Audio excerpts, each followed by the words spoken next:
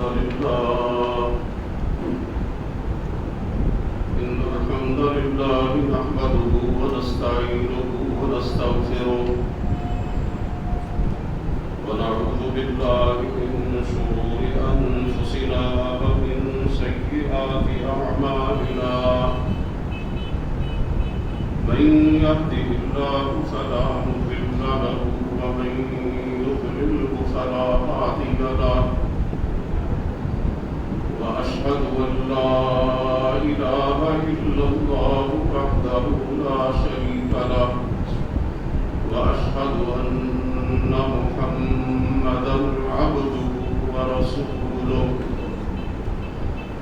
أما بعد فإن خير الحديث كتاب الله وخير الهدي هدي محمد صلى الله تعالى عليه وسلم وشر الأمور محدثاتها وكل محدثة بدعة وكل بدعة ضلالة وكل ضلالة في النار رب اشرح لي صدري ويسر لي أمري واحلل عقدة من لساني يفقهوا قولي رب أوزعني أن أشكر نعمتك التي أنعمت علي وعلى والدي وأن أعمل صالحا ترضاه وأصلح لي في ذريتي إني تبت إليك وإني من المسلمين أعوذ بالله السميع العليم من الشيطان الرجيم بسم الله الرحمن الرحيم الذين إن مكناهم في الأرض أقاموا الصلاة وآتوا الزكاة وأمروا بالمعروف ونهوا عن المنكر ولله عاقبة الأمور.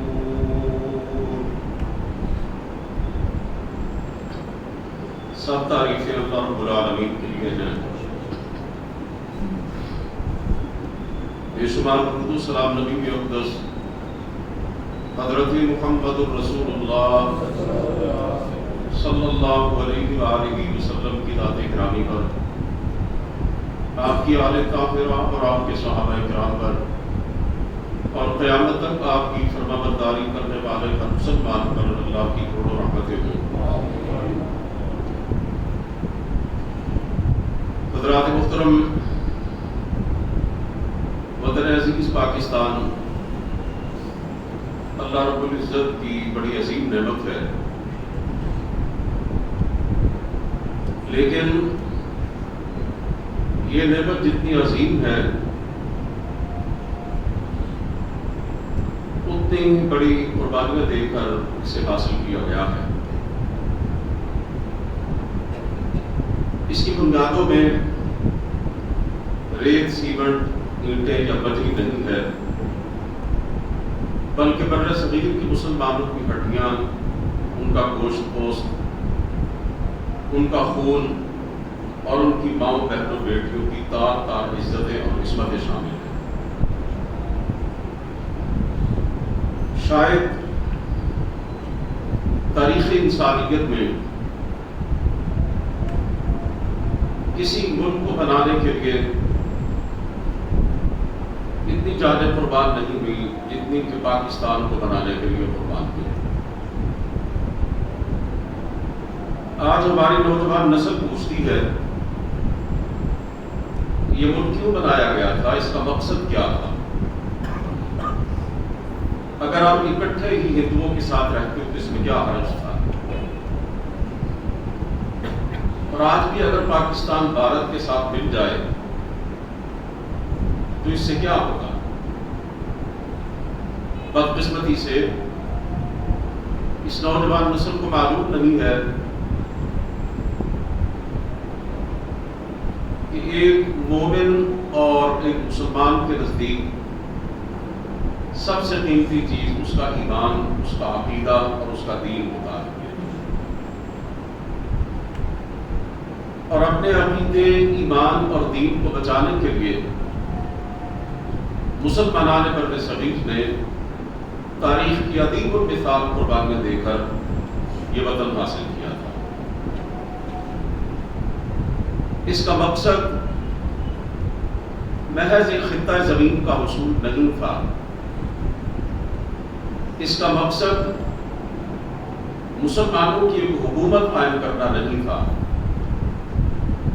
اس کا مقصد مسلمانوں کے معاشی مسائل کا حل نہیں تھا، اس کا مقصد ہندوؤں اور انگریزوں کے ظلم سے نجات حاصل کرنا نہیں تھا، اس کا مقصد ایک سیکولر اور لبرل اسٹیٹ بنانا نہیں تھا، بلکہ اس کا مقصد صرف اور صرف یہ تھا کہ سرکار دو عالم صلی اللہ علیہ وسلم کے لائے ہوئے رحمت والے نظام کو جاری و ساری کیا جائے۔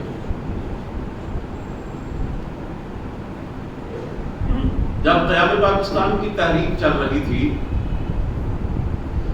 تو اس وقت کئی بڑے بڑے علماء بھی یہ کہتے تھے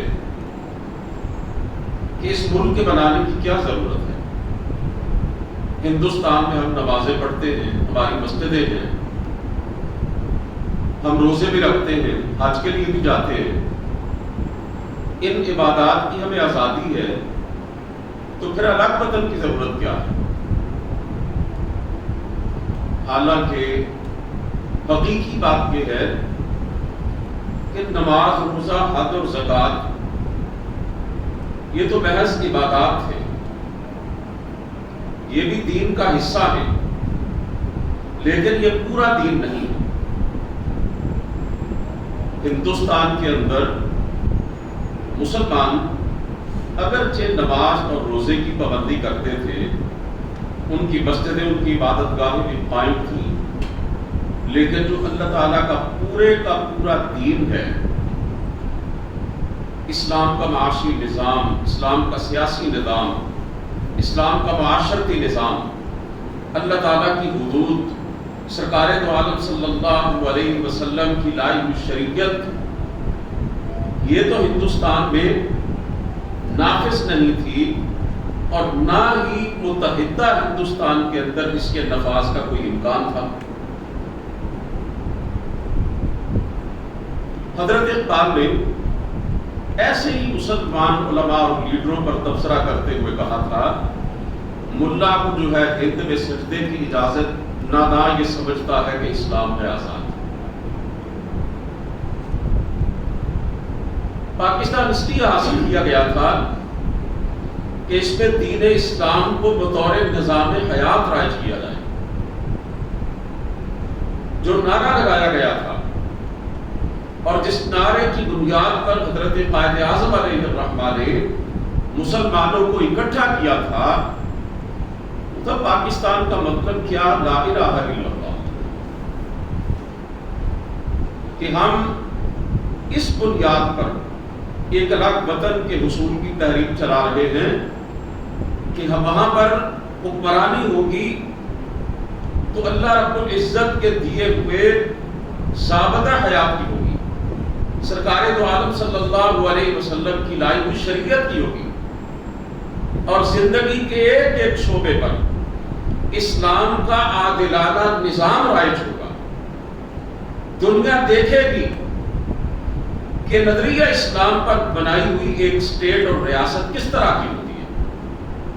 پاکستان بنانے کا مقصد تو یہ تھا کہ سرکار دو عالم صلی اللہ علیہ وسلم نے جیسے ریاست مدینہ کو قائم کیا تھا اور اس کے تمام امور کو دین اسلام کی روشنی میں چلایا تھا اور اسلام کو ایک نظام زندگی کے طور پر غالب کیا تھا، اسی طرح ہم پاکستان حاصل کر کے ریاست مدینہ کا ایک نقشہ دنیا والوں کو دکھانا چاہتے ہیں۔ بانی پاکستان علیہ الرحمہ کے بارے میں بعض لوگ پروپیگنڈا کرتے ہیں اور ہمارے ملک کے سیکولر عناصر بڑی شد و بد کے ساتھ لوگوں کے سامنے یہ بات رکھتے ہیں کہ پاکستان کا مقصد قطعاً یہ نہیں تھا کہ یہاں پہ دین کا نفاذ ہوگا یا اسلامی حکومت ہوگی.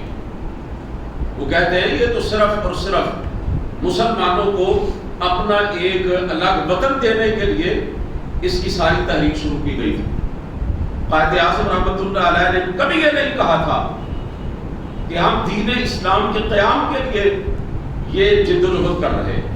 حالانکہ جب تاریخ کی کتابیں پڑھی جاتی ہیں، جب بانی پاکستان قائد اعظم محمد علی جناح رحمہ اللہ کی تقاریر کا مطالعہ کیا جاتا ہے تو ایک دو جگہ کو 5-7 جگہ نہیں بلکہ 20 دفعہ قائد اعظم نے یہ کہا تھا کہ ہم یہ ملک اس لیے حاصل کرنا چاہتے ہیں کہ ہم دین اسلام کی حقیقی روح کو عملی طور پر کار فرما دیکھنا چاہتے ہیں. مثلا ان کا یہ فرمان کہ پاکستان کا مطالبہ ہم نے زمین کا ایک ٹکڑا حاصل کرنے کے لیے نہیں کیا تھا بلکہ ہم ایک ایسی تجربہ گاہ حاصل کرنا چاہتے تھے جہاں ہم اسلام کے بنیادی اصولوں کو آزما سکیں. اسی طرح ایک دفعہ گاندھی نے ان سے پوچھا تھا کہ مسٹر جناح، آپ ایک الگ وطن کا مطالبہ تو کر رہے ہیں لیکن آپ ذرا یہ بتلانا پسند کریں گے کہ اس میں آپ کون سا دستور رائج کریں گے، کون سا آئین جاری کریں گے؟ بانی پاکستان نے بربلا کہا کہ قانون تو ہمارے پاس 1300 سال پہلے کا بنا ہوا موجود ہے، بس اس کو نافذ کرنا باقی ہے. اس نے پوچھا کہ وہ کون سا قانون ہے تو جناب قائد اعظم نے فرمایا تھا اللہ تعالیٰ کا قرآن، سرکار دو عالم صلی اللہ علیہ وسلم کا دیا ہوا نظام. وقت کی قلت کے پیش نظر میں فرمودات قائد اعظم سے صرف نظر کرتے ہوئے پوری ذمہ داری کے ساتھ یہ بات آپ کے سامنے عرض کرنا چاہتا ہوں کہ قائد اعظم رحمت اللہ علیہ کے پیش نگاہ صرف اور صرف ایک ہی کاز تھا کہ ہم نے اپنا الگ وطن حاصل کر کے اس میں اپنے دین اور اپنے نظام اسلام کو نافذ کرنا ہے اور ہر شعبہ زندگی پر اس کی حکمرانی قائم کرنی ہے. اور بر صغیر کے مسلمانوں نے اسی نقطے پر، اسی نظریے پر اپنی جانوں کے نذرانے پیش کیے.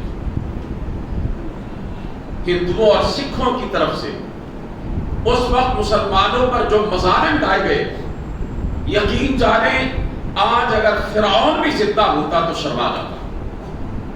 اس نے تو صرف بنی اسرائیل کے بچوں کو قتل کروایا تھا نا جی. اسے بتلایا گیا تھا تو نے جو خواب دیکھا ہے اس کی تعبیر یہ ہے بنی اسرائیل میں ایک بچہ پیدا ہوگا جو بڑا ہو کر تیری حکومت کے خاتمے کا سبب بنے گا. اس نے بنی اسرائیل کے نومولود بچوں کو ہزاروں کی تعداد میں ذبح کروایا تھا. لیکن جو مظالم ہندوؤں اور سکھوں کی طرف سے مسلمانوں پر ڈھائے گئے تھے وہ تو فرعون نے بھی بنی اسرائیل پر نہیں ڈھائے تھے. مسلمانوں کی ایک ٹرین، ذرا آپ حکیم طارق محمود چغتائی کی کتاب پڑھیں، آپ کی آنکھیں کھل جائیں گی کہ پاکستان کے قیام کے وقت مسلمان کن حالات میں سے گزر کر ہندوستان سے پاکستان پہنچے تھے. وہ کہتا ہے کہ ایک ٹرین مسلمانوں سے بھری ہوئی بھارت سے قصور کی طرف آ رہی تھی. جب وہ ریلوے اسٹیشن پر آ کر اتری تو اس ٹرین کا ہر ڈبہ مسلمانوں کی لاشوں سے بھرا ہوا تھا. ان کا خون اس ڈبے کے دروازوں سے باہر آ رہا تھا. وہ کہتا ہے کہ جب مسلمان جو اپنے بھائیوں کا استقبال کرنے کے لیے اسٹیشن پر پہنچے ہوئے تھے وہ چلتے چلتے اس کے آخری ڈبے تک پہنچے تو اس ڈبے کے اندر سے بچوں کی کرپناک چیخوں کی آواز سنائی دی. اس ڈبے کے اندر بے شمار بچوں کو پھونسا ہوا تھا، بھرا ہوا تھا وہ ڈبہ، اور زندہ لاشوں کی صورت میں مسلمانوں کے بچے موجود تھے. ہندو گنڈوں نے انہیں مارا نہیں تھا، قتل نہیں کیا تھا، بلکہ ان کے ہاتھ پاؤں کاٹ کر ان کو اس ٹرین کے ڈبے کے اندر پھینک دیا تھا۔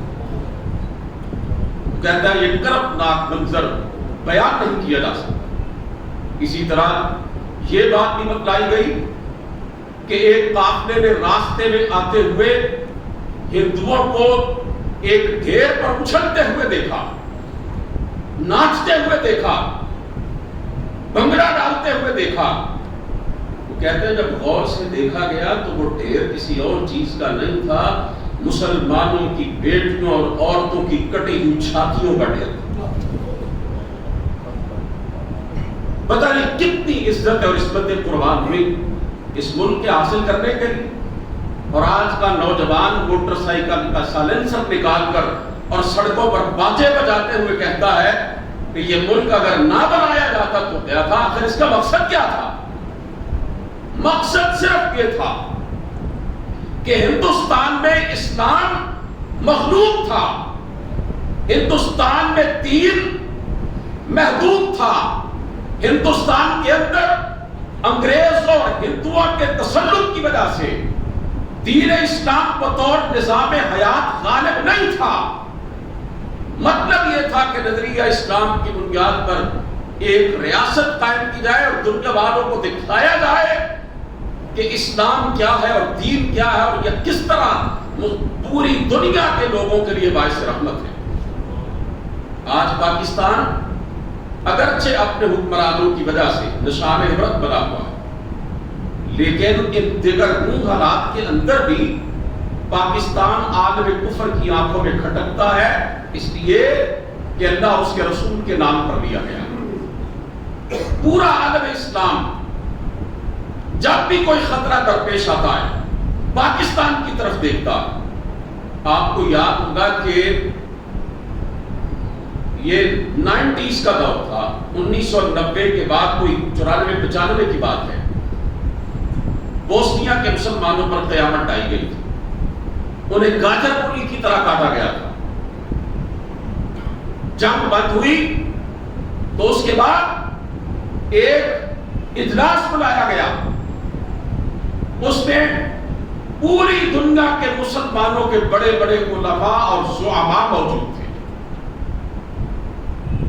بوسنیا کے صدر تھے عالی جان عزت بیگووچ۔ جب وہ ڈائس پر تقریر کرنے کے لیے آئے، ان سے پوچھا گیا آپ یہ بتائیں کہ بوسنیا کے مسلمانوں کے ساتھ ایسا کیوں کیا گیا، ایسا کیوں ہوا، کیوں نہیں ان کی حفاظت کی گئی؟ اس نے پتہ ہے کیا کہا تھا؟ ہمارے ساتھ یہ سب کچھ اس لیے ہوا ہے کہ ہمارے پڑوس میں کوئی پاکستان نہیں ہے۔ اس نے دیکھا تھا نا جہاد افغانستان کا منظر، روسی افواج نے افغانستان پر حملہ کیا تھا تو یہ پاکستان ہی تھا جس کی قیادت میں جہاد افغانستان کا معرکہ شروع ہوا، اور چند سال کے اندر اندر روس جیسا وہ ریچھ جس کے بارے میں لوگ کہتے تھے یہ کسی زمین پر پنجے گاڑ دے تو وہاں سے اسے اٹھایا نہیں جا سکتا، لوگوں نے دیکھا کہ سوویت یونین کے ٹکڑے ٹکڑے ہوئے۔ اس دور کا وہ کسرا تھا، جیسے رسول کریم صلی اللہ علیہ وسلم کے دور میں دو بڑی اسلام دشمن قوتیں تھیں، روم اور ایران کی، قیصر و کسرا۔ اسی طرح اس دور کے اندر دو بڑی قوتیں ہیں جو اسلام کی دشمن، ایک تو اپنے جان کو پہنچ گئی جہاد افغانستان کے نتیجے میں، روس، اور دوسری امریکہ، اور اس کا بھی انجام جلد یا بدیر لوگوں کے سامنے آ جائے گا۔ پاکستان اللہ کی ایک نعمت ہے، اور میں یہ عرض کرتا چلوں صرف پاکستان کے لوگوں کے لیے نہیں بلکہ پوری دنیا کے مسلمانوں کے لیے اللہ تعالیٰ کی ایک عظیم نعمت ہے۔ یہ ایک نظریے کی بنیاد پر وجود میں آئی ہے، کسی اور ملک کی مثال میں نہیں دیتا، میں سعودی عرب کی مثال دیتا ہوں، جہاں ہمارے روحانی مراکز ہیں، جہاں مکہ اور مدینہ ہے جو ہمیں جان سے بھی زیادہ عزیز ہے۔ اس ملک کا نام کیا ہے؟ المملکۃ العربیہ السعودیہ۔ یہ سعودی عرب کی مملکت ہے. مملکت کہتے ہیں سلطنت کو، ملک کو. سعودیہ کی آل سعود نے یہ قائم کی ہے. العربیہ کہ عرب ملک ہے. سعودی عرب کے نام کے ساتھ بھی اسلام کا لفظ جڑا ہوا نہیں ہے، اگرچہ اس کے جھنڈے پر کلمہ لکھا ہوا ہے، لیکن اس کے نام کے ساتھ اسلام کا سابقہ یا لاحقہ موجود نہیں ہے. پاکستان بنانے سے پہلے جو تحریک چل رہی تھی اس کا عنوان کیا تھا؟ پاکستان کا مطلب کیا؟ لا الہ الا اللہ. اور جب پاکستان بنا تو پھر اس ملک کا جو نام تجویز کیا گیا وہ کیا تھا؟ اسلامی جمہوریہ پاکستان. اس کی پہچان اسلام ہے، اس کا تشخص اسلام ہے، اس کی لوگوں کے اندر جو تعارف ہے وہ دین اسلام ہے. اور اسرائیل کے بعد یہ دنیا کی دوسری نظریاتی مملکت ہے جو دین اور عقیدے کی بنیاد پر وجود میں آئی ہے. اسرائیلی یہ کہتے ہیں کہ آپ نے یہودی مذہب کی بنیاد پر اپنا ملک بنایا ہے، اور ہم مسلمان بڑے فخر سے یہ کہتے ہیں کہ ہم نے اپنے دین اسلام کی بنیاد پر اس ملک کو حاصل کیا ہے اور اس کے لیے قربانیاں دی. تاریخ انسانیت کی اتنی بڑی ہجرت کبھی نہیں ہوئی جتنی بڑی قیام پاکستان کے وقت ہوئی. دین کی خاطر کبھی مسلمانوں نے اتنی بڑی تعداد میں اپنا وطن نہیں چھوڑا جتنی بڑی تعداد میں پاکستان کے بنتے وقت چھوڑا تھا. جب ہم قرآن کریم کی اس آیت کا مطالعہ کرتے ہیں نا جی، جس پہ اللہ تعالیٰ نے فرمایا کہ ہجرت مدینہ سے پہلے صحابہ کرام کی اس دور کے مومن و مسلمانوں کی حالت کیا تھی، وہی نقشہ نظر آتا ہے کہ جو قیام پاکستان سے پہلے متحدہ ہندوستان کے اندر مسلمانوں کا تھا. اللہ فرماتے ہیں وَاذْكُرُوا إِذْ أَنْتُمْ قَلِيلٌ، یاد کرو وہ وقت جب تم تعداد میں تھوڑے تھے. آپ کو معلوم ہے 13 سال تک میرے اور آپ کے پیارے پیغمبر علیہ السلام نے مکہ مکرمہ میں لوگوں کے سامنے اپنی دعوت پیش کی تھی. کتنے لوگوں نے آپ کے پیغام کو قبول کیا تھا؟ 125 افراد تھے صرف. اللہ فرما رہے ہیں یاد کرو جب تمہاری تعداد بہت تھوڑی تھی، بہت کم تھے تم. مستضعفون فی الارض، تمہیں تمہارے دشمنوں نے دبا کے رکھا ہوا تھا. مکہ مکرمہ میں ابو جہل، ابو لہب، عتبہ، شیبہ، سرداران قریش اور ان کے حاشیہ برداروں نے مسلمانوں پر، صحابہ کرام پر جو ظلم ڈھائے، آپ ان سے اچھی طرح آگاہ ہیں. مسلمانوں کو کمزور سمجھ کر، تھوڑا سمجھ کر انہوں نے پیس کے رکھا ہوا تھا. اللہ فرماتے ہیں تخافون ان یتخطفکم الناس، تم ڈرتے تھے کہ لوگ تمہیں اچک کے نہ لے جائیں، اڑا کے نہ لے جائیں. مسلمان ہر وقت خطرات سے دوچار رہتے تھے، اندیشوں میں گھرے رہتے تھے. اسی طرح متحدہ ہندوستان میں مسلمان کم تھے، دبے ہوئے تھے، انگریز اور ہندوؤں کے ظلم و ستم تلے پس رہے تھے، اور مسلمان ڈر رہے تھے کہ کہیں ہمارا وجود ہی مٹا کے نہ رکھ دیا جائے، کیونکہ ہندو اور انگریزوں کے گٹھ جوڑ کی وجہ سے مسلمانوں کو دیوار کے ساتھ لگا دیا گیا تھا. مسلمانوں کا ایمان اور عقیدہ خطرے کے اندر پڑا ہوا تھا. اللہ تعالیٰ فرماتے ہیں صحابہ کرام سے فآواکم، ہم نے تمہیں ٹھکانہ دیا، مدینہ منورہ کی صورت میں ایک محفوظ ٹھکانہ تمہیں عطا کر دیا. اللہ رب العزت نے اسی طرح بر صغیر کے مسلمانوں کو پاکستان کی صورت میں ایک ٹھکانہ عطا کیا، دنیا کا بہترین ملک عطا فرما دیا.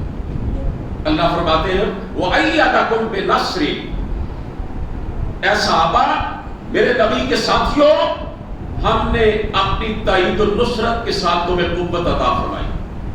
اللہ تعالیٰ نے اسی طرح بر صغیر کے مسلمانوں کی مدد فرمائی، انہیں اپنی تائید و نصرت سے نوازا. کہنے والے کہتے تھے یہ ملک چلنے والا نہیں ہے، یہ چند سال کے بعد مٹ جائے گا. یہاں کے لوگ بھارت کی منتیں کریں گے کہ ہمیں پھر اپنے ساتھ ملا لو, ہمیں اپنے اندر شامل کر لو. لیکن تاریخ نے دیکھا کہ یہ ملک تو قائم رہا.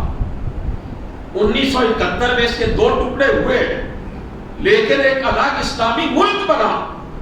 اور یہ پاکستان جو ہے یہ قیامت کی دیواروں تک دنیا کے نقشے پر موجود رہے گا, اس لیے کہ یہ کلمہ طیبہ کی بنیاد پر حاصل کیا گیا. اس کی بنیادوں میں شہداء کا مقدس لہو شامل ہے. اس کے پیچھے جو جذبہ محرکہ ہے وہ دنیاوی مفادات نہیں تھے, وہ تو اللہ تعالیٰ کا دیا ہوا اور اللہ کے رسول کا لایا ہوا رحمت والا نظام تھا. پاکستان آج بھی دنیا کے نقشے پر موجود ہے. حضرات محترم, اللہ رب العزت نے بالکل اسی طرح جیسے ہجرت کے بعد صحابہ کرام کو مدینہ منورہ کی صورت میں ٹھکانہ دیا, ان کی مدد فرمائی, غیب کے خزانوں سے ان کی تائید فرمائی, وہاں جا کر مسلمانوں کی تعداد بہت بڑھ گئی. مدینہ منورہ کے لوگوں کے دل اللہ نے کھول دیے اور وہ جوک در جوک مسلمان ہونے لگے. اللہ تعالیٰ نے ہر طرح کے وسائل سے مسلمانوں کو مالا مال کر دیا. اسی طرح ہجرت,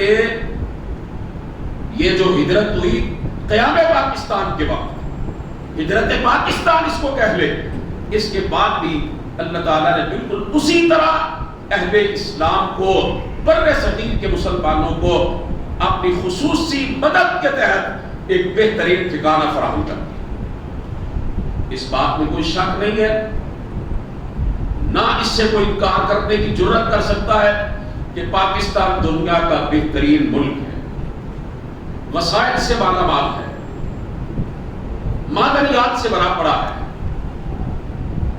اس کے زرخیز میدان سونا اگلتے, اس کے پہاڑوں کے اندر ہر طرح کے معدنی وسائل بھرے ہوئے, اس کے موسم بہترین ہیں, اس کے پھلوں جیسا ذائقہ دنیا کے کسی خطے کے پھلوں کے اندر نہیں ہے.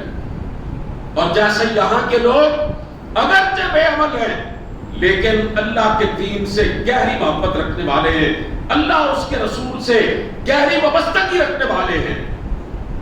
مسلمانان پاکستان کا دینی جوش اور جذبہ قابل دید ہے, اور اللہ رب العزت کا بیش بہا شکر اور احسان ہے کہ یہ دنیا کا ایک ایسا ملک ہے جس کا سپریم لا قرآن و سنت ہے.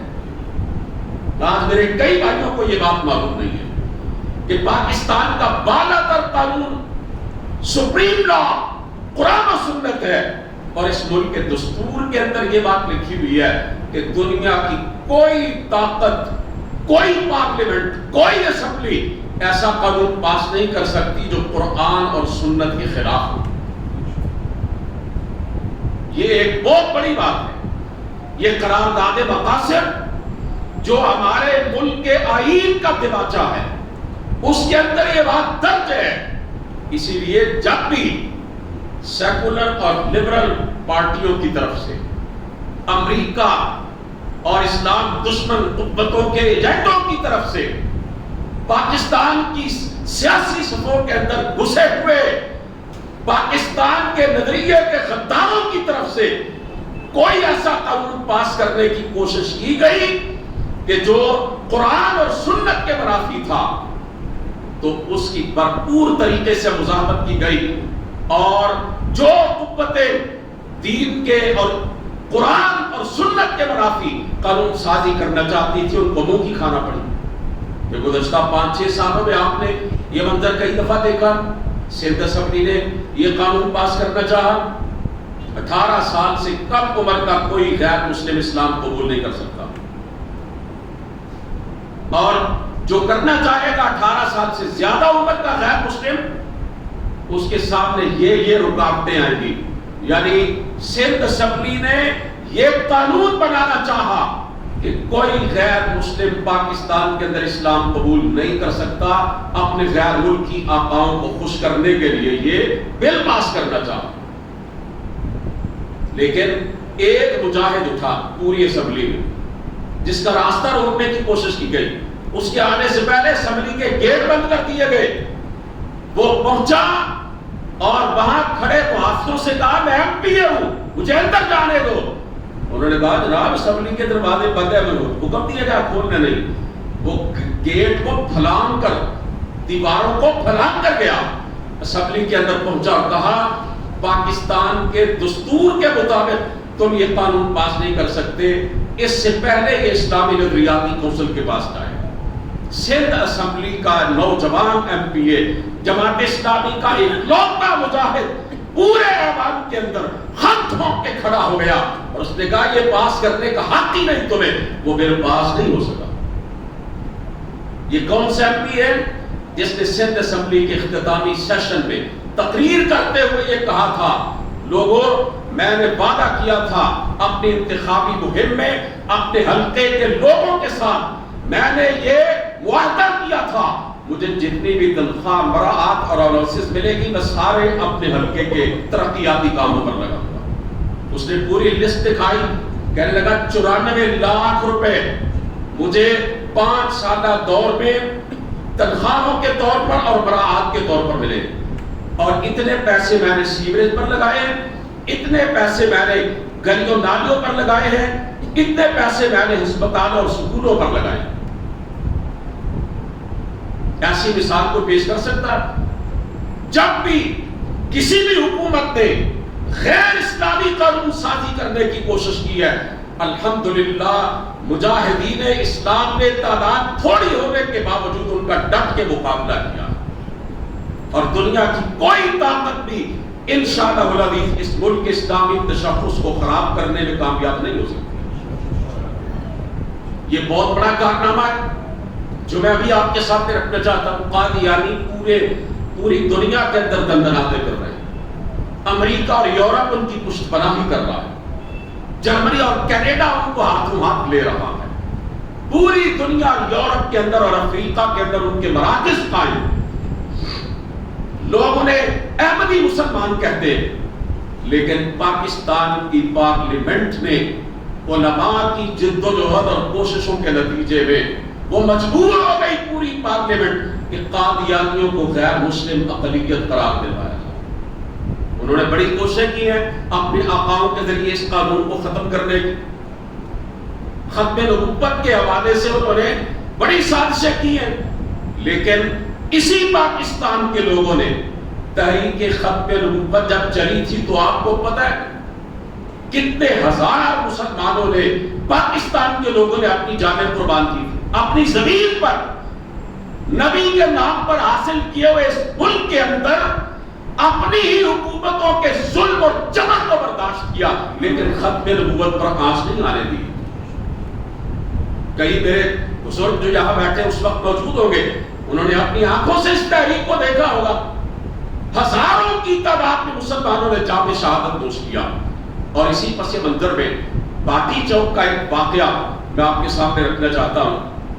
ایک ماں اپنے بیٹے کو بیاہنے کے لیے جا رہی تھی اور ختم نبوت کے تحفظ کے لیے باٹی چوک کے اندر ایک جلوس بھی جا رہا تھا. اس ماں نے کہا بیٹا شادی تو تیری ہو ہی جائے, تیرے سر پہ میں نے سہرا سجا دیا, ذرا اس جلوس کے اندر شامل ہو کر اپنے پیغمبر کی ختم نبوت کے دفاع کے لیے تو کچھ لمحے گزارو. اس جلوس پہ گولیاں چلی, وہ نوجوان شہید ہو گیا جس کے سر پر سہرے کے پھول بجے ہوئے تھے. وہ نوجوان سرخ خون کے اندر اپنے رب کے حضور اپنے نبی کے ختم نبوت کا دفاع کرتے ہوئے اپنی جان آخری کے سپرد کر گیا. اور اس کے سرانے کھڑے ہو کر ماں نے کہا تھا بیٹا میں تیری شادی کا لمحہ تو نہیں دیکھ سکی, لیکن مجھے فخر ہے کہ تو نے اپنے پیغمبر کے ختم نبوت کے دفاع کے لیے اپنی جان کا نذرانہ پیش کیا, اور مجھے امید ہے تیری یہ قربانی میرے دخول جنت کا سبب بنے. یہ وہ زمین ہے کہ جہاں کا بے عمل اور بدعمل مسلمان بھی سب کچھ گوارا کر سکتا ہے, لیکن اپنے دین پر, اپنے نبی کی عزت و ناموس پر آنچ آ جائے یہ گوارا نہیں کر سکتا. دنیا کی کوئی قوت پاکستان کے اپنے غلام حکمرانوں اور سیاستدانوں کی بدولت پاکستان کے اسلامی تشخص کو مجروح کرنے میں کامیاب نہیں ہو سکے گی انشاءاللہ. یہ نوشتہ دیوار ہے. اللہ رب العزت نے ایک بستی کی مثال بیان کی ہے سورہ نحل کے اندر. میں ایک ہی آیت آپ کے سامنے اس پس منظر میں پڑھنا چاہتا ہوں اور آپ سے یہ درخواست کرنا چاہتا ہوں کہ آپ ذرا تقابل کیجئے گا. اس آیت کا ترجمہ اور مفہوم اپنے ذہنوں میں اتار کر پاکستان کے موجودہ حالات کا تجزیہ کیجئے گا. اللہ فرماتے ہیں ضرب اللہ مثلا قریہ کانت آمنۃ مطمئنہ یأتیہا رزقہا رغدا من کل مکان فکفرت بانعم اللہ فاذاقہا اللہ لباس الجوع والخوف بما کانوا یصنعون. اللہ فرماتے ہیں کہ لوگوں ایک بستی کی مثال تمہارے سامنے بیان کی جا رہی ہے. وہ کیسی بستی تھی؟ کانت آمنۃ مطمئنہ، بڑی امن و امان والی بستی، کوئی خوف اور کوئی خطرہ وہاں نہیں تھا.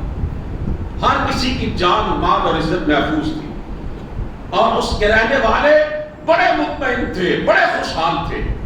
یاتیہا رزقہا رغدا من کل مکان، ہر طرف سے ان کے لیے وافر مقدار میں رزق آ رہا تھا، وسائل کی کوئی کمی نہیں تھی. لیکن فکفرت بانعم اللہ، انہوں نے اللہ تعالیٰ کی نعمتوں کی ناشکری کی، کفران نعمت کیا، اللہ تعالیٰ کی نافرمانی کی، رب کی نعمتوں کو پا کر اس کی فرما برداری کی بجائے اس کی بغاوت کی. فکفرت بانعم اللہ، جب انہوں نے کفران نعمت کیا فاذاقہا اللہ لباس الجوع والخوف. اللہ فرماتے ہیں پہلے امن ہی امن تھا، پہلے ہر طرف خوشحالی ہی خوشحالی تھی، پھر ہم نے ان کو سزا یہ دی کہ ان کے امن و امان کو خوف اور ڈر کے اندر بدل دیا.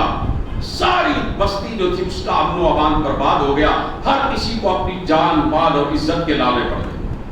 پہلے ہر طرف سے رزق ہر گوشے سے ان کے لیے اناج اور غلے اٹھتے، کہ بعد میں سزا کیا دی؟ لباس الجوع.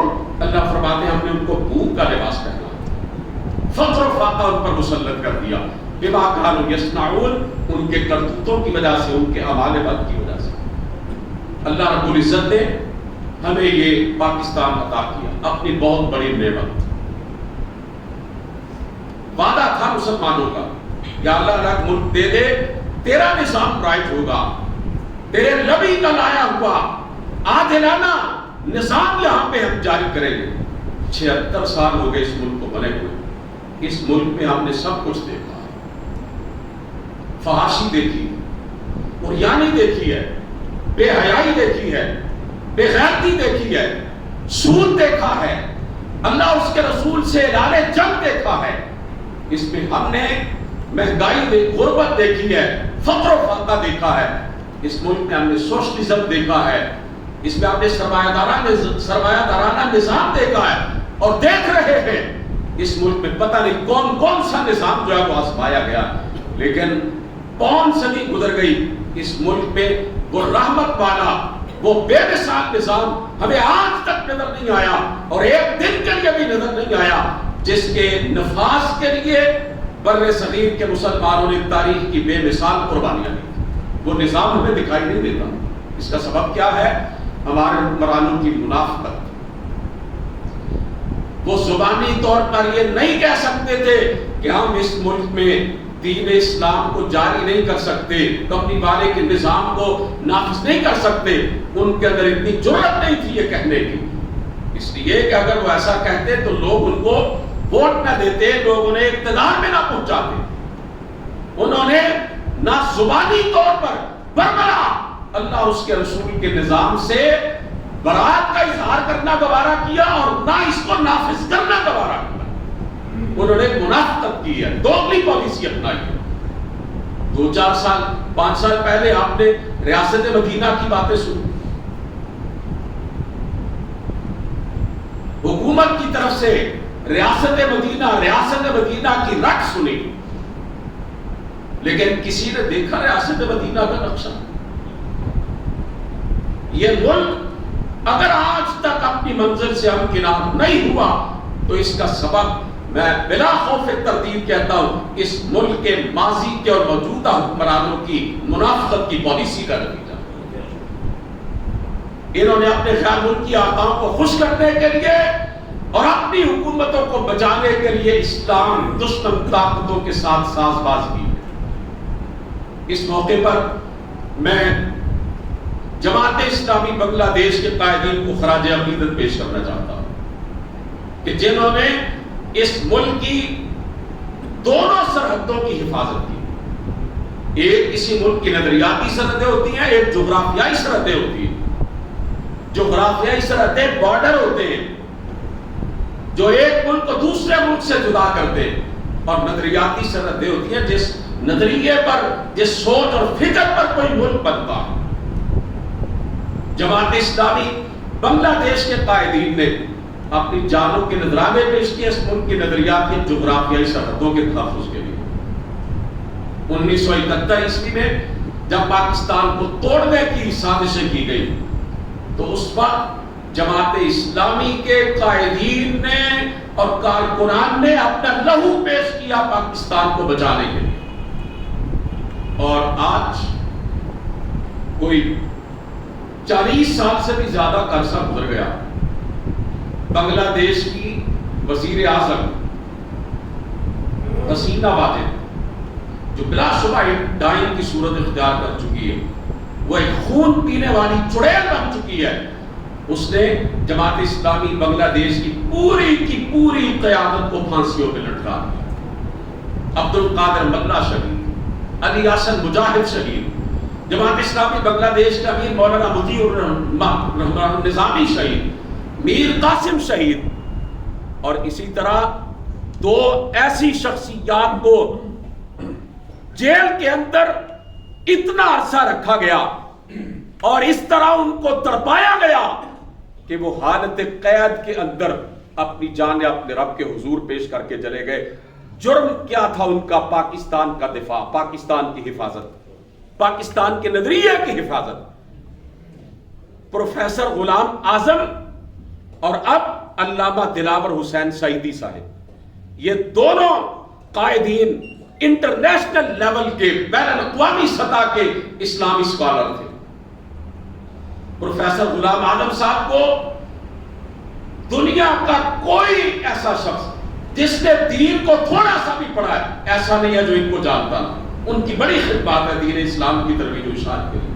اور علامہ دلاور حسین سعیدی جو پچھلے ہفتے حسینہ واجد کی جیل کے اندر جامع شہادت نوش کر گئے، وہ ورلڈ علماء کونسل کے ممبر تھے اور اس سطح کے آدمی تھے کہ حجاز کے اندر، مکہ مدینہ کے اندر ان کا غائبانہ نماز جنازہ پڑھا گیا۔ ان سب کے سامنے یہ پیشکش رکھی گئی تھی کہ جناب آپ جو الزامات لگائے جاتے ہیں آپ پر پاکستان کے تحفظ اور دفاع کے حوالے سے آپ نے 1971 میں کردار ادا کیا تھا، ان الزامات کو آپ تسلیم کرنے سے انکار کر دیں یا حکومت سے معافی مانگ لیں، چھوڑ دیا جائے گا۔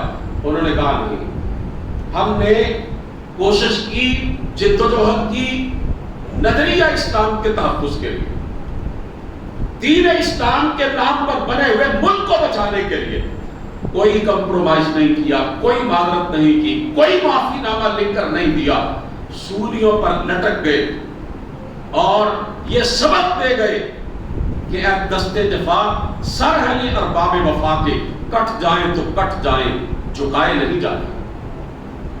اور انہوں نے اپنے بیٹوں کو وصیتیں کی کہ جس تحریک کو آپ نے شروع کیا ہے اور جس کے لیے ہم اپنی جانیں قربان کر کے جا رہے ہیں، اس کو تم نے ختم نہیں ہونے دینا، بلکہ اس راستے پر تم نے پوری استقامت کے ساتھ چلنا۔ عزیزان محترم، آج اس وطن عزیز پاکستان میں ہمیں ضرورت ہے ہم جد و جہد کریں اس قبلی بانے کے نظام کو لانے کے لیے جس کی بنیاد پر یہ ملک لیا گیا تھا۔ پاکستان کا مطلب کیا؟ لا الہ الا اللہ، یہ نعرہ ابھی نعرہ ہی ہے، ابھی اس نے عملی جامہ نہیں پہنا ہے۔ سرکار دو عالم صلی اللہ علیہ وسلم کا لایا ہوا عادلانہ اور پررحمت نظام ابھی صرف اس ملک کے دستور کے اندر ہی موجود ہے، وہاں سے نکل کر ابھی ایوانوں کے اندر، ابھی حکومت کے پارلیمنٹ کے اندر، ابھی تھانے اور کچہری کے اندر، ابھی عدالت کے اندر، سرکاری دفاتر کے اندر اور اس ملک کے شعبوں کے اندر وہ نظام جاری نہیں ہے، عملاً ہمیں دکھائی نہیں دیتا ہے۔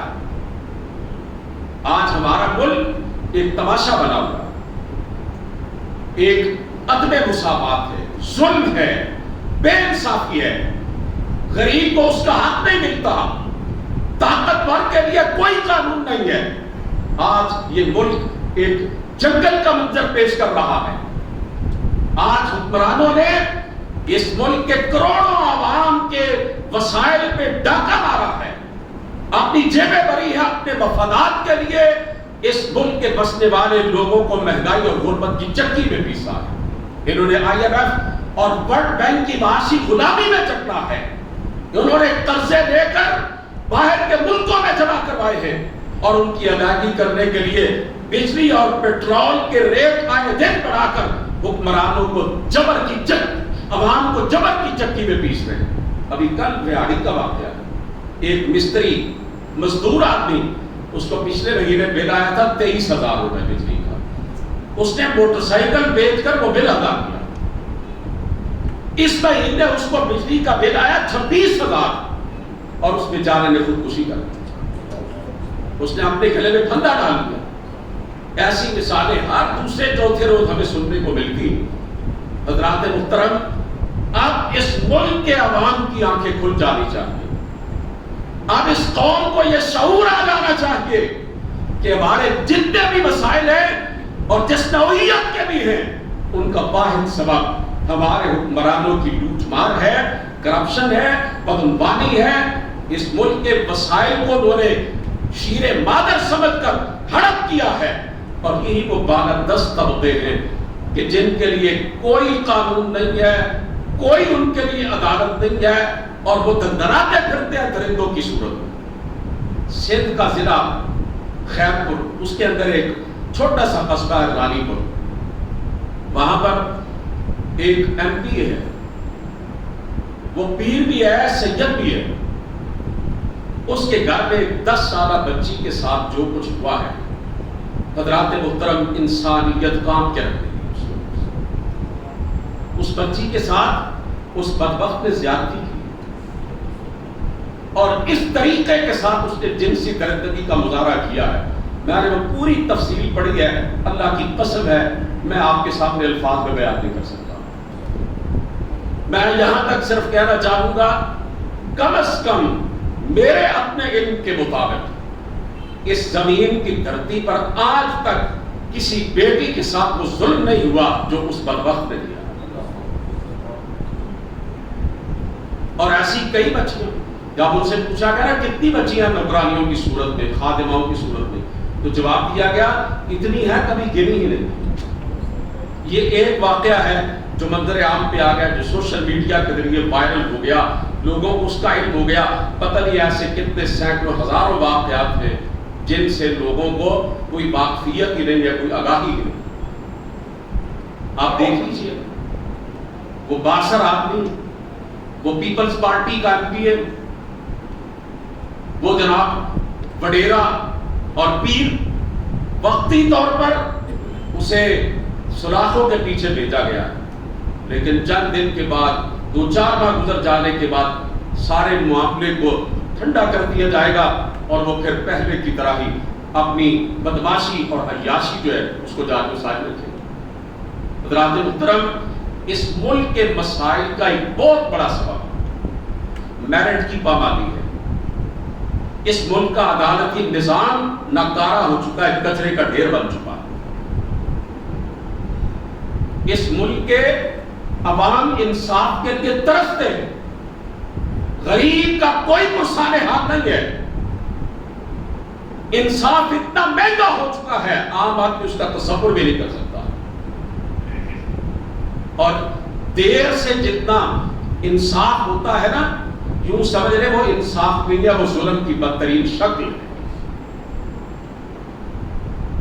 یہ میرے ملک کی عدالتیں، ان کے اندر جو جج بیٹھے ہوئے ہیں کرسیوں پر، ان کی جو تنخواہیں اور مراعات ہیں وہ دنیا کے تمام ممالک کے میں 10ویں نمبر پر ہے۔ آپ کو علم ہونا چاہیے اس بات، 10ویں نمبر پر ان کی تنخواہیں اور مراعات ہیں، اور ان کی جو کارکردگی ہے انصاف کی فراہمی کا جو ان کا سلسلہ ہے وہ دنیا میں 128ویں نمبر پر۔ اللہ کے رسول صلی اللہ علیہ وسلم نے 1400 سال پہلے یہ فرما دیا تھا۔ میں آپ کی توجہ چاہتا ہوں، ایک عورت نے چوری کی، اس کا ہاتھ کاٹنے کا حکم دیا گیا ریاست مدینہ کے اندر۔ اللہ کے رسول کا ایک بڑا لاڈلا، بڑا چہیتا نوجوان 16-17 سال کا، جس سے اللہ کے رسول کو اتنا پیار تھا کہ آپ کبھی کبھی اس بچے کا منہ اپنے ہاتھوں سے دھوتے تھے۔ فتح مکہ کا دن آپ کی زندگی کا بہت خوشی کا دن تھا، سب سے زیادہ خوشی کا دن۔ آپ نے اپنے پیچھے اپنی سواری پر اس بچے کو بٹھایا ہوا، حضرت اسامہ بن زید رضی اللہ تعالی۔ لوگوں نے کہا اس کو آگے کرتے ہیں، اللہ کے رسول اس کی بات نہیں ٹالیں گے، بڑا چہتا ہے اللہ کے رسول کا۔ اس کے بعد کو بھی لوگ کہتے تھے اللہ کے رسول کا محبوب ہے۔ جب انہوں نے سفارش کی نا اللہ کے رسول اس عورت کو چھوڑ دیجیے، خاندان اس کا بڑا باعزت ہے، ناک کٹ جائے گی اس کے پورے قبیلے کی، اللہ کے رسول اس کا ہاتھ نہ کاٹیے۔ تو آپ صلی اللہ علیہ وسلم نے کیا فرمایا تھا؟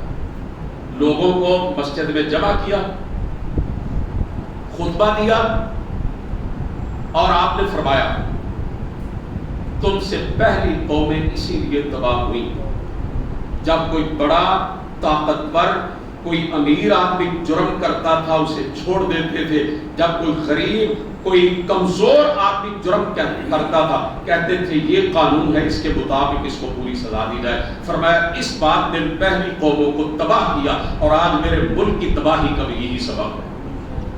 بڑے کے لیے، طاقتور کے لیے، وڈیرے کے لیے، جاگیردار کے لیے، سرمایہ دار کے لیے، وزیر کے لیے، مشیر کے لیے، صدر کے لیے، وزیر اعظم کے لیے، چھوٹے چھوٹے افسروں کے لیے بھی اب کوئی قانون نہیں ہے۔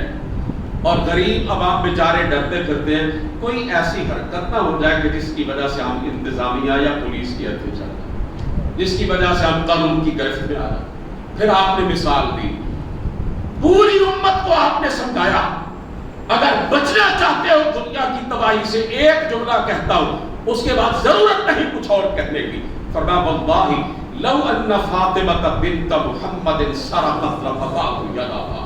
اللہ کی قسم اس عورت کی کیا بات کرتے ہو جس نے چوری کی ہے، اگر میری بیٹی فاطمہ بھی چوری کرتی، قسم اٹھا کے فرمایا میں اس کا ہاتھ بھی کاٹ دیتا، کسی کی بات نہ مانتا۔ اس سے آگے بڑھ کے کیا کہا جا سکتا ہے؟ قانون سے وہ بھی مستثنا نہیں جو سیدۃ النساء العالمین ہے، جو میرے نبی کے جگر کا ٹکڑا ہے، جس کے آنے پر میرے پیغمبر اٹھ کھڑے ہوتے تھے، جس کے لیے اپنی چادر بچھاتے تھے، سفر پر جاتے سب سے پہلے اس سے مل کے جاتے، سفر سے واپس آتے سب سے آخر میں اس سے ملاقات کرتے، جس کے بارے میں آپ نے فرمایا فاطمہ تو میرے جگر کا ٹکڑا ہے، جس نے تجھے ستایا اس نے مجھے ستایا۔